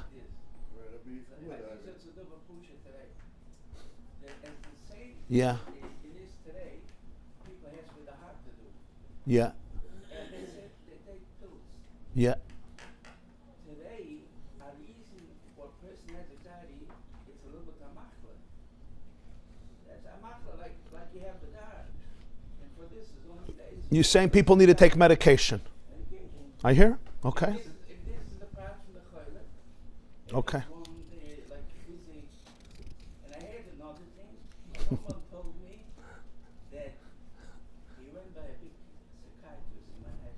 Yeah. And what did the psychiatrist say? He said the psychiatrist like this. Doctor, please make me happy. He will, doctor, make me Yeah. happy. Yeah. Yeah. He said like this. My work as a doctor is not to make happy people. I take away the anxiety and then I see. Okay. and another thing, just a moment. I'm finished with this. I want to do something that we were talking from Pekida Hashem Yishur Sam Kalev. And was the question, is it helpful to see even people that listen to Torah? But I think the way is we need to believe in the Torah even if we don't see 100%. Absolutely. Absolutely. Beautiful. So everything that was said was beautiful and meaningful, and yet there are people who have done all of this and believed in it and are still suffering. What's the Alter Rebbe's answer? What is? So the Alter Rebbe doesn't get in here to the specific technique, which he doesn't do in most Maimonim, but it's important to understand the Nekuda that he's saying. And that is the part of self-blame and self-shame. If I would only do this, and I would only do this, and I'm not doing this enough, and I'm not doing this, and that's why I'm suffering, is very often contributing to the anxiety, and it's simply not true. There are often templates that have been implanted in us, maybe from a very, very early age, maybe even from the womb, from birth, from previous generations, or from experiences of life, from nature, from nurture, and from a lot of other combinations, and certainly sometimes from events that happened, especially in formative years of life, that really implant in a person a core, or what seems like a core perception of self that robs them from experiencing their life force and energy, or what we call their atzmius, their essence. And it's mamish not their fault, because they simply don't have a vocabulary to be able to even know about that part. It may be so buried, so deeply buried under so many layers of shame, of guilt, of not being enough. Sometimes their entire being and their mind is here just to please others. Their self-consciousness, the need to be self-conscious, to be hyper-vigilant, to be loved and validated by everybody, lest anybody see who I really am, could be so profound, and for so many different factors. And really the only healing begins when I can actually get the help that I need to let go of layers and layers and layers and actually meet for the first time me. And not the me that I think about, the me that I came to know through my brain, analyzing and dissecting myself ad nauseating infinitum, which brings me back to that loop, the mind that loops. But a me that is completely liberated and emancipated from all of my thoughts and my experience and my emotions about the me that have often been very, very tarnished and tainted by profound life experiences. One example of this, I mean, there's endless examples for this, but just one example for this is if a child at a very young age was never seen. They were never seen. Not seen physically, seen for who they are. They were never appreciated and seen for who they are in the deepest place. And not maliciously. The people who were responsible for that, nobody saw them, so how could they see their child? They were busy themselves trying to survive and get validation. And this child, every child wants to be seen, craves to be seen. And when they're not seen, they may reach a conclusion. And the conclusion is, there's nothing to see. I'm too boring. I'm undeserving to be seen. or maybe even worse. I grow up with a certain template about myself. My being in its core essence, in some form of perception, is evil, is negative. And somehow I always have to cover that up in order to be something besides me, in order to get some recognition and to be seen. There are another hundreds of thousands and maybe millions and billions of ways in this which plays out that I'm not going to get here very specific. And as a result of that, I never even met me. I don't even know who Yosef Yitzchak Jacobson is. I could live my whole life like that. Everybody else could know me. At least think they know me. Right? But when I look at myself, I only have two words. Why? And then I have to remind myself that I come from Yaakov Avinu. I'm a son of Yaakov. Maybe that's the answer. What is worse, a person may not even know that they're dealing with this. We become so estranged from ourselves. I don't even know I'm dealing with it. All I know is it's like I'm trying to breathe.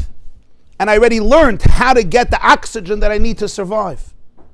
And this is really letting go of everything. And sometimes I can't just do it myself. Sometimes we need help. We need help to be able to go in to deepest places where there's so many blockages and unravel what is really, really happening and opening ourselves up to all those blockages, which is painful. Because those blockages are there for a reason. Somehow they feel that they are going to protect you and they don't want you to go behind them. In other words, there's a reason I developed this anxiety. There's always a reason. Your system developed anxiety as a group of bodyguards. They are usually protecting you from seeing something. Maybe they're protecting you from seeing your true self, which in their mind is so horrible. Better to be anxious and always be protected on guard. Because if you're always on guard, you won't get hurt. The bodyguard will not let anybody come in because maybe they're going to see the shadim, the secrets that are there. Keep them all out. And that anxiety is a great bodyguard. I'm never going to say an extra word. I'm never going to lose myself. I'm never going to be like David HaMelech, where somebody's going to stand by the window, never mind my own wife, and say, what a disgusting, disgraceful man I married. I'm going to be a man. Now these people that develop my identity, that they're the most miserable people that try everything I can get help. Yeah. Everything I try to Yes. get help. And they get insulted if you say, and it's an insult. Yes. Some people, they get better. Yes. They get hurt. And that's sometimes, and that's a horrible condition when I'm so anxious and so behind walls that if somebody says you can get helped, they become my enemy. Because they're the first ones who are puncturing a hole in my balloon. Huh? I get so triggered. Oh, you think I'm sick? You think I'm sick? You're sick. You're sick. You were always sick. Why? Because somebody just told me the truth. You look miserable. You know when a guy comes home from work, I'm talking about in a decent marriage, and the wife feels that he's miserable and she's like, you had a hard day? I had a hard day? I had a hard day? I didn't have a hard day. Oh, sorry, you look a little... I look little? Whoa. What just happened? What just happened for me to be vulnerable about the fact that I had a very hard day is hard. Not only, I'm not trying. I told myself that I didn't have a hard day, even though it was a miserable day. You and me know it was a miserable day. Which is why I ate 3 Danishes for lunch. And why I had a pie of pizza before dinner. Right? And where I just wrote a nasty email to my partner. It was a miserable day. All your wife is saying, you're allowed to talk about it. I didn't have a miserable day. It's not like I say I had a miserable day, but I'm going to lie. I'm not lying.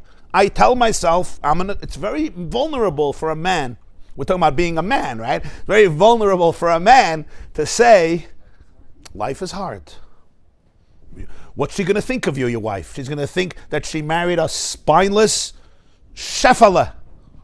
She thought she was marrying a man. She ended up marrying some basket case. I'm not a basket case. It manifests in so many ways. And I hide and hide and hide and hide and hide and hide. And this is not work that I can always do myself because the brain that's going to do the work is itself often contaminated by anxiety. And sometimes conversations about it can be very helpful as a beginning, but sometimes they keep me stuck in that loop. And this is where a person may need to be able to be open and find out what did God put into the world today for them that can help them go to places that maybe they never had the courage to go to. And do it not for frivolousness, but this is the ultimate path to experience God, to experience you. To experience you. The Alter Rebbe says here, Simcha is always atzmos. It's connecting to your essence. It's letting go of every other definition. You don't have to hold on to anything. And when you let go of everything, you say, wow, I'm actually such a good guy. And you say it in the most humble way. Not like I'm a good guy, like I'm better. Wow, you're not just a good guy. You're actually an infinite guy. Because in your deepest place, your mamash ain't safe. And there's no arrogance there. Arrogance is another form of anxiety. Arrogance equals anxiety. Real joy and humility always work together. That's why he says, in joy, you go into a sandbox with kids and you're having the time of your life. And real great people, you see, 1 minute he could be sitting with a president, with a top person, 5 minutes later with a child, and the second one looks much more fun than the first, or at least equal. What happened? It's not because he doesn't respect himself. It's because the real person knows how to be in a position and then let go of it in a moment's notice. Why? Because the Aron is here. The Aron is here. I'm done. I don't have to hold on to anything. But what are they going to say? I don't live what you're going to say, what you're not going to say. He's in touch with the energy. Now, when you go to Torah and Mitzvahs, Pikudi Hashem Yesharim Mesamchei Leiv, now when you learn Torah and Mitzvahs, you see these are the channels for this type of oneness. And here is the truth. I could learn Torah my entire life and do mitzvahs from a complete lens of trauma and anxiety. I'm davening because I have anxiety, and I'm learning because I have anxiety, or at least I'm trying to get rid of my anxiety. And then I'm told I'm not doing whatever it is. And I believe, and I'm not judging, I believe it's damaging to tell people, Simcha is not for you, it's only for high people. That's another way of saying, I have to remain a loser till my last breath. It's very unfair to people. I could say, I don't have a solution for it. That's fine. I don't know what to say, and I'm sorry. I'm sorry. But just to say, oh, you're looking for the wrong things, who do you think you are? If you never have anxiety, you could say that because you don't know what it means for that person. And that's okay, I don't judge you. But there's people who are living with crazy anxiety. And even not with crazy anxiety, it's debilitating. They can't enjoy the wedding of their children. They can't enjoy the bar mitzvah of their children. They can't enjoy the birth of a new child. They can't sit on the floor with their beloved children and just play a game or throw a frisbee and enjoy it. There's so much guilt. It's like you're wasting your time. You should be by a Gemara. He's sitting with his child. They're playing a game. You would think it's a moment of bliss. It's not bliss. It's all fake. And the kids feel it. And then he feels guilty. I'm a horrible father. He's actually not a horrible father. He's suffering. He's sick. Sick, he's not a sick person. He's sick. There's an illness inside of him. He's not a bad person. He's been trying his whole life. And this is very deep developmental states. It could be very complex, extremely developmental, deep in the psyche. Which is also why somebody has to be so humble with all the advice that we give people. Because that advice may work for me. It may be brilliant advice for that person, but it may also be off target. So the person could say, maybe let's try this. And I don't know, from a place of humility, maybe you can do something, and maybe not, Let's be open to that. When people have this authoritative, conclusive advice for every person how to get rid of their anxiety and find their joy, they mean well. But what's been working for me or not working for me, I say it's working for me, may really not be your situation. Yeah. Huh? So for you, jet skis work. I get it, and I love that.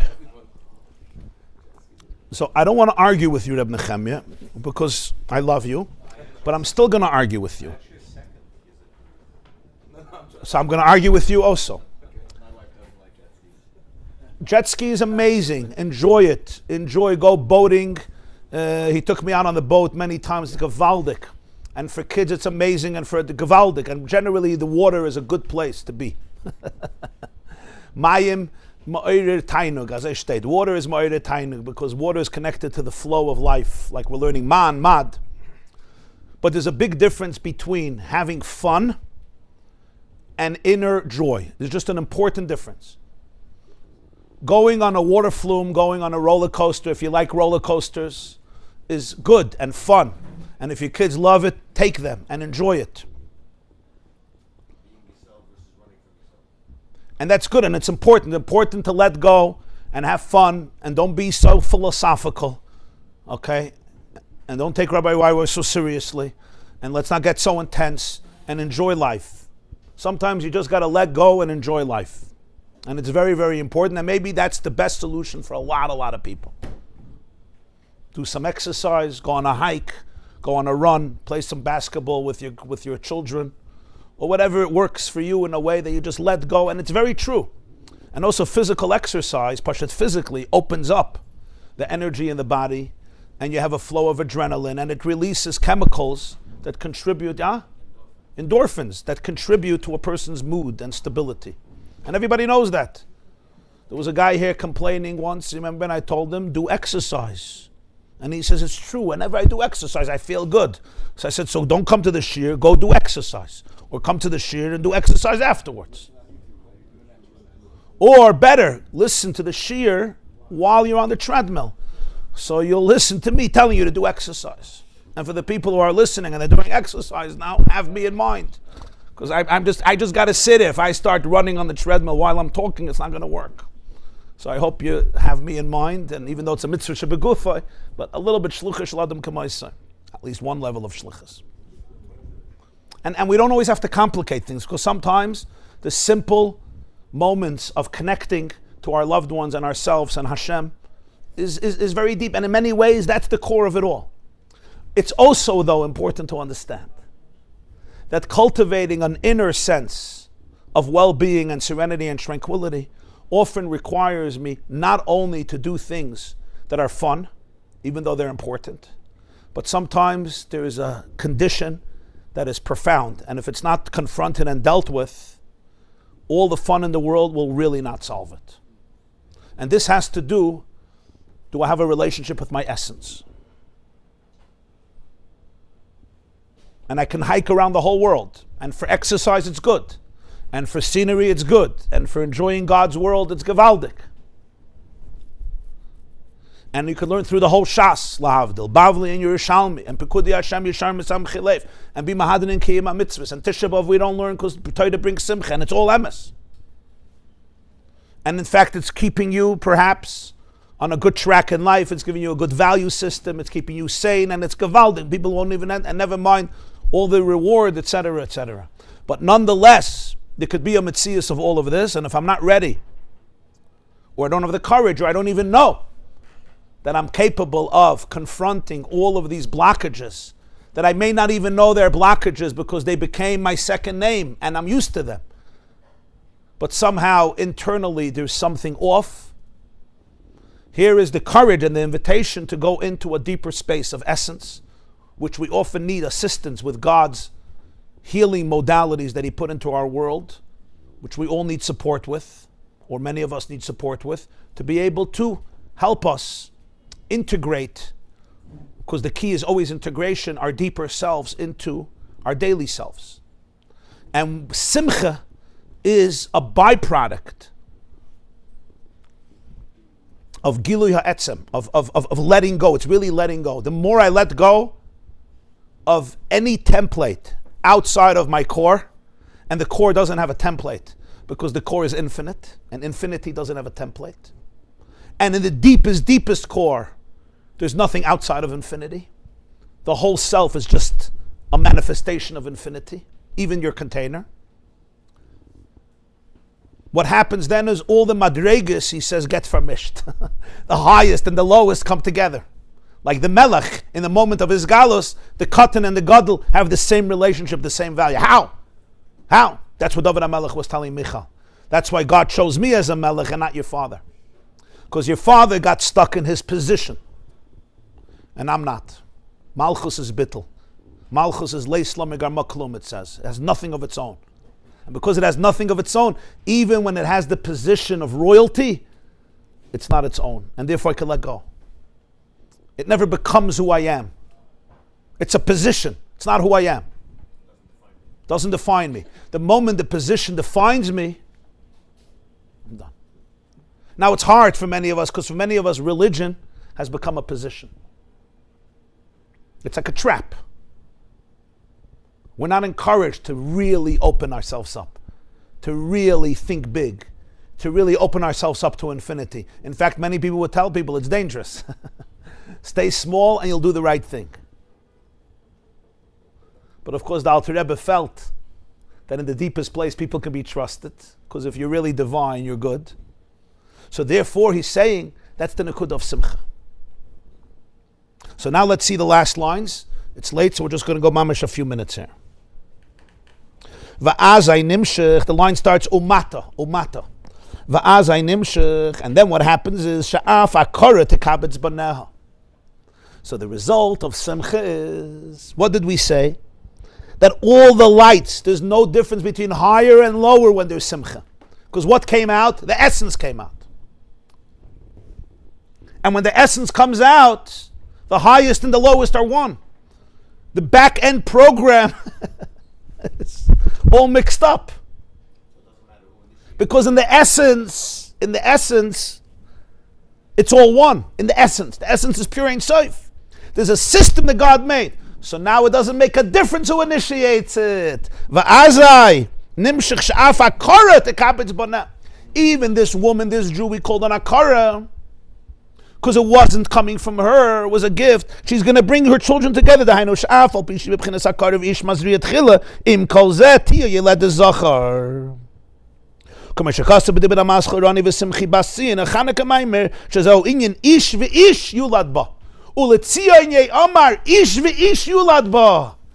redemption of Gula we see, even when it's Isha Mazras Tchila or Ish Mazriya Tchila, you're led to Zachar, meaning you have this love of Avarabba, Ish v'ish Yulad Ba. Both. This is what we're asking at the Chuppah, at the Sheva Brachas. Sos Tasis v'sagel akara. Let the akara rejoice. Rejoice on this level. How? B'kibbutz banel l'soicha b'simcha. Shadei simcha shel mitzvah malmata. When we go and when we have the courage to go to a place of simcha, below in our life, shahakori knesses Yisrael tosis v'sagel ba'atzma b'simcha shel mitzvah. That the akara, referring to the Jewish people who are called akara, they're called barren, because they're not capable at the moment of owning this type of relationship, this type of connection, and they're still in a more deficient space. That's why we called her a barren woman, because she herself can't initiate all of these emotions, all of these powerful connections, all of these powerful relations. And even if she has it, it's a gift from above. It's not mine. But when we allow ourselves to let go of everything and go into a place of simcha shel mitzvah, rejoice the mitzvah, which is the ultimate form of letting go of any expectation, any ego, including the anxiety that I have to be happy. Let go of that. Let go. Simcha is the atzma. So just let go of everything, including, you're not b'simcha, you idiot. I'm such an idiot. I'm not b'simcha. I'm so depressed. What's wrong with me? I'm laughing. It's not so funny, by the way. If you're dealing with this, it ain't funny, my dear. But you got to make a joke sometimes about things that are not funny also, right? But the truth is, you could start laughing internally. Well, like when that part, you're not b'simcha, let go of that. Oh, let go of it. Look, Rabbi, why I said let go of it? You know that you're an idiot. Wow. Yeah, let's go of that too. It's really like, it's almost breathing into it. I said Shabbos, in order to let go of something, you first have to hold on to it. I can't let go of this tissue box if I'm not holding it. We say, let go. Let go means you have to look at it. You have to hold on to it. If you don't hold on to it, you're not going to let go. You're just going to bypass it, and it's going to go deep inside and wreak havoc and exact vengeance in the right time. So you hold on to it, you look at it, you breathe into it, and you're like, I got you, I hear you. You look at the bodyguard, you give him a hug, you say, you worked so hard for so many years. Here's a $50,000 check. Baruch Shepatrani, I love you. Next bodyguard. Okay, give me a hug. Okay, bye. And they actually will look at you and they say, thank you. It's nice to have vacation. Been doing this for 52 years. Nice to have a little vacation. You understand the Nakuda? So the Akara can go to a place of Simcha Shel Mitzvah, but without the guilt of Simcha. Something actually happens in a very deep place. When we have the courage to open ourselves up to our own joy, God becomes happy. It's a gewaldige inyan. People don't realize. Your Simcha creates happiness on every level of reality, because you're connected to every level of reality. So you arouse Gilui Simcha, you say, well, God is miserable without you. The vart is, our relationships are so deep that we affect each other in a very deep place. The whole idea of creation is God's vulnerability, that we're connected. Yes, you affect me. I need you because I want you. I love you. So the simcha in the person, letting go, we think letting go is just for your own sake. It's for God's sake.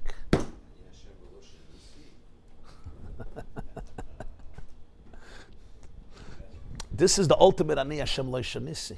The ultimate Ani Hashem Lo Shanisi is simcha. Very good question. I'm saying we affect God. Ani Hashem Lo Shanisi, every Maamar. What does Ani Hashem Lo Shanisi mean? Ani Hashem Lo Shanisi means that even you, with all your experiences, is not a change of God's infinite reality. Because He is the simcha. Yeah. He designed that. Exactly. That Likkutei is designed. Yeah. So that's why He's not. Right. Even that, even you are not a change. When you say Ani Hashem Lo Shanisi, again, we always think God didn't change. But me, I'm just a wreck. Einoid Mulvadoi told me, I'm a wreck. Einoid Mulvadoi means that you being a wreck is also Him. On an energetic level, you could let go of that and let go, let God. In other words, that's you're one in every level. And that is what Simcha looks like. So in a funny way, what he's saying here is when I could go to my place of Simcha, suddenly what am I touching? I'm touching God's joy. That's what it really means to be happy. What it really means to be happy is to experience yourself the way God experiences you. And it's just so much joy there. He's crazy about you. How do I know? He created you. He had nothing better to do. This infinite God had nothing better to do than create you. Really? He was so bored. Created my crazy brain with all my meshagasid. You know, we think we have big egos. Trust me, the biggest ego in the world relative to God's infinity is not even a grain of sand. So what are you creating such a, like it's like a joke. We think our egos are big. Even Napoleon's ego is less than a grain of sand relative to reality. But somehow your brain and your consciousness is indispensable to the whole system. That's how much He's crazy and loves you. Simcha really means letting go of everything besides our truest essence. And in our truest essence, you see the joy that is called you, which God has with you. So your joy is Hashem's joy. That's what it is. So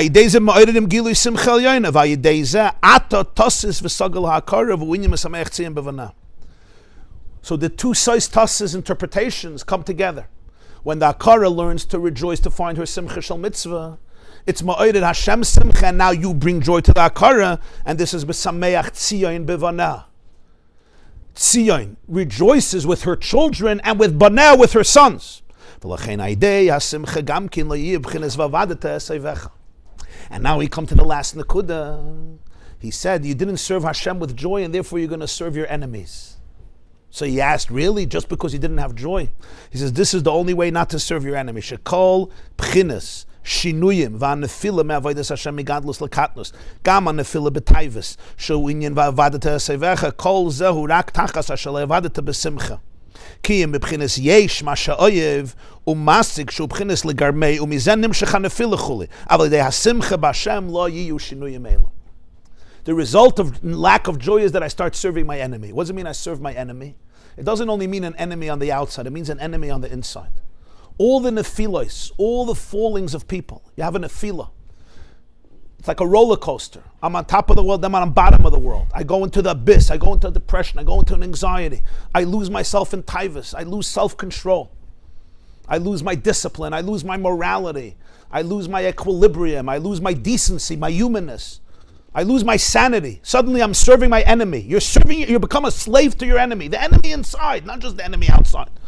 There's the enemy outside, slaves, but there's the enemy. I become literally a slave to my enemy. My enemy is literally using me, using my resources, my talents, my body, my everything it's using. How does that happen? What happens is, I go in to protecting the yesh. That's what happens. And that's the opposite of simcha. I have to be something. The moment you have to be something, your enemy knows how to take over, because your enemy will now have an opportunity to tell you who you are and who you're not. Once you have to be something, oh, I'm a loser. Okay, I think I got to eat. Oh, I'm a winner. Okay, now I'm a loser. I'm busy with myself, of positioning myself in life. The moment you're busy positioning yourself in life, even if the position is, I love God, now I'm so vulnerable to being chapped away. Simcha is, I could let go of putting myself in a position. I'm successful, I'm not successful, I'm a good guy, I'm a bad guy, I'm doing well, I'm not doing well, I'm amazing, I'm healed. The moment I'm healed, an hour later, I'm the sickest guy in the world. Why? Because the yesh took over. The yesh took over. That's the avazuta. So that's what he says. All shinuyim in life, the nefillah from godless to katnos, from maturity to immaturity, from expansiveness to narrowness, to jealousy, even nefillah and tivus, cravings, which is serving the enemy, it's because there's no simcha. I went into a place of yesh misha oyev. I love, I want to hold on. Ligarmei, I'm thinking about myself, even in a good way. I want to be connected. That's the antithesis of simcha. Whenever it's I want to be connected, there's no joy. The joy is when you go to your atzmos, where you let go of everything, and then you're just in flow. The moment there's a self-consciousness, even if it's spiritual self-consciousness, I don't mean self-consciousness, I want to impress everybody so they like me. I'm talking even a spiritual self-consciousness. I want to have dvekas, which is a very, very deep space. But over there, the simcha has been compromised because I'm not ready to let go of that. Or I'm busy judging myself, taking credit. I'm taking credit, I'm not taking it. Once I'm taking credit, I'm already lost because now the credit can be taken away from me. I know sometimes I'll have a very deep spiritual moment and the snake comes in. The snake wants to attribute it to me. Look how did it look amazing. I can finish a shiur sometimes and it really hits the spot, at least for me, maybe even for other people, that they have to say. And for a moment the snake comes in. And it's not a bad thing. It was a very good thing. It was a holy thing. It was serving God in a good way. And it's not even taking credit like I could now manipulate. Not manipulative. In a spiritual, pure way. Like, wow. Yeah. It's a form of holding on to something of self. It feels good. There's only one issue. 3 hours later, I'm going to be looking to feel good in other ways. I just took myself out of flow. And there's no simcha there. And you'll feel it right away. It's torture. In simcha, you never have to point to the self. The simcha looks like, wow, thank you Hashem for allowing us to be able to be together and serve you. I happen to be the one speaking. Okay, one guy has to be, the yukel, the clown. You need one guy to be a clown, right? So I'll be the clown. I'll be on the jet ski. You say, what about your position? What? That's what David HaMelech says. Do me a favor with positions, okay? Do me a favor. Keep the position somewhere else. Yeah, but you're this, you're that.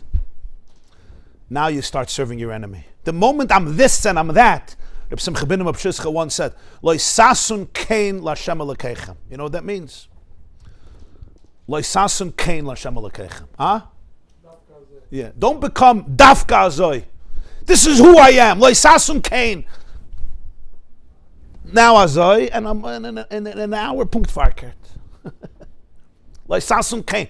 It's a flexibility that comes from real confidence, not fake confidence. You're passionate and flow, and you're not. The moment I focus on my accomplishment, I take myself out of flow. I extricate myself out of flow. I turn myself into a deity, even if it's a spiritual self, because we're talking about a good guy who's loving God at the moment. And he says, and from there, you go into katnos, and into nefillah, into shinuyim, and then into taivas. You're just a very, very, extremely vulnerable. You end up by your enemy, by your inner enemy. And you become your own enemy. Simcha b'Hashem saves you from these shinuyim, from these changes. Lo yiyu shinuyim elu.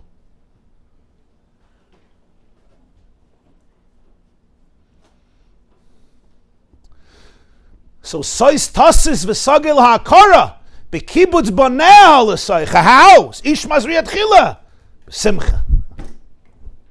Once there was simcha, all the equations change. And you could say, yeah, but I'm not there. Wasn't Isha Mazras Tchila. I'm not a Keli. This is where simcha comes in. Misameach tzion b'vanah. Have a joyous day.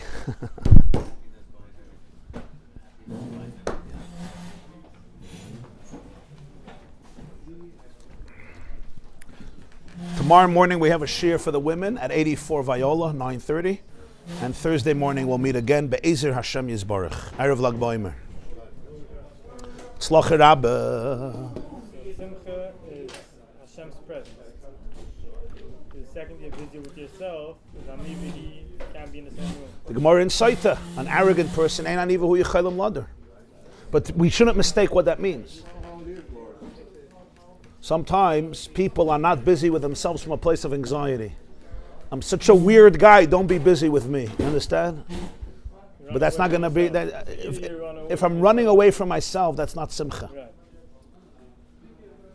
If I'm taking myself and lifting it up and letting go of myself as being detached. Being detached, the second it's I myself, It's self-neglect. Being a yesh is neglect of self, because the real self is divine. So when you say nurture the self, of course nurture the self. Nurture the real self. You know the Taich in the Baal Shem Tov? It's a hafla de kavart. In Kapitel Chaf of Tehillim. Yemalei Hashem kol mishalei secha. So what does that mean? Hashem should fulfill all of your requests. The Baal Shem Tov said, Yemalei Hashem kol mishalei secha. All your requests in life should be that Hashem should be filled. Yudke Vavke, Yemalei Hashem. That Hashem, Yudke Vavke, should be filled. That should be Kol Mishal Zech. That should be all your requests. Hashem should be filled. It's Baal Shem Tov's avart. It's not running away from the self because I'm such a mess. I'm such a sick guy. Let me just think about God. Then you're not thinking about God. Then you're running away from yourself. So God becomes a substitute and a distraction, feeding the anxiety. And then ultimately you're going to end up not liking God because He was the one who just fed your anxiety more. You understand what I'm saying? Yeah, boogie monster. It's hard. This is hard stuff. This is real work. This is real work. This is where religion can be the great cover-up of reality or the great conduit for reality. Religion can either be the worst cover-up, the worst distraction, or can become, as Reb Meir said, Pikudei Hashem Yesharim Esamchi Lev. Yesharim, if it's straight, Yashar. Yashar, straight from the source. Yashar Yechezu Fanema. Yashar. Not... Huh? Yeah, Yashar, yeah. Yesharim Esamchi Lev. Okay, Chavra. Hatzlacha Rabbi. Pleasure. Thank you, everybody, for gracing us. Thank you, Hashem.